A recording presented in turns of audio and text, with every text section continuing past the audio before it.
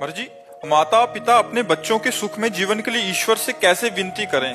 तो माता पिता को यदि अपने बच्चों का कल्याण और मंगल चाहिए तो उनको बचपन से भगवान नाम जपने की प्रेरणा करें, उनको भगवान के पावन चरित्र सुनाएं और सिद्धांत की बातें बतावें, जिससे आध्यात्मिक होकर आधुनिक विद्या का अध्ययन करते हुए संसार में एक आध्यात्मिक पुरुष बने।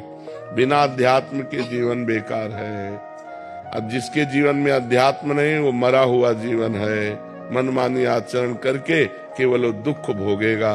जहाँ अध्यात्म है तहाँ डर है कि हमको ये काम नहीं करना चाहिए, ये गलत है और ये सही है, ऐसा निर्णय करने की बुद्धि होती है। और जिसकी ऐसा निर्णय करने की बुद्धि नहीं तो पशु है।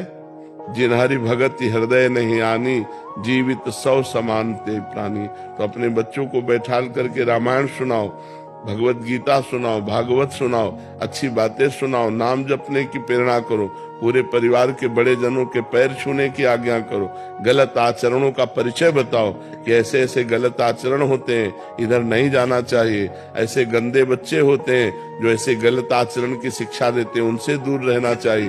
तब उन बच्चों का जीवन। तो अध्यात्म की शिक्षा माता पिता को अपने बालकों को देनी चाहिए। पर दुर्भाग्य यह है कि माता पिता अध्यात्म में नहीं है। माता पिता को ही ज्ञान नहीं कि अध्यात्म क्या है, तो बच्चों को क्या अध्यात्म की शिक्षा देंगे? बिना अध्यात्म के जो मन है वो आसुरी प्रवृत्ति में चला जाता है, राक्षसी प्रवृत्ति में। देखो ना, जब सुनने को मिलते हैं ना, जैसे लोग बता कि एक बच्ची के साथ ऐसा किया, तो अब सोचो आप, ये राक्षसी पना आया कि नहीं? क्या वो पढ़े लिखे नहीं है?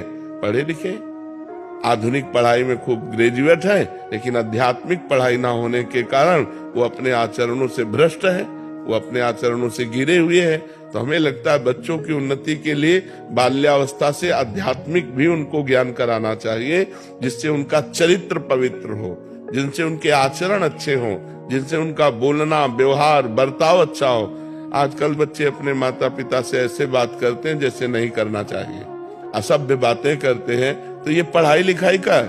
पढ़ाई लिखाई का तो ये है कि अपने बड़े बुजुर्गों से हाथ जोड़ के बात करना, नम्र बात करना, उनकी बात स्वीकार करना, उनके चरण स्पर्श करना, ये सब बातें भूल जा रहे हैं। तो हम इसीलिए कहते हैं अपने बच्चों को बैठाल कर धार्मिक प्रवचन सुनाओ, धार्मिक ग्रंथों को सुनाओ, नाम जप करवाओ, पवित्र भोजन करने की उनको शिक्षा दो, पवित्र आचरणों की शिक्षा दो, तब उनका जीवन उत्तम और महान बनेगा।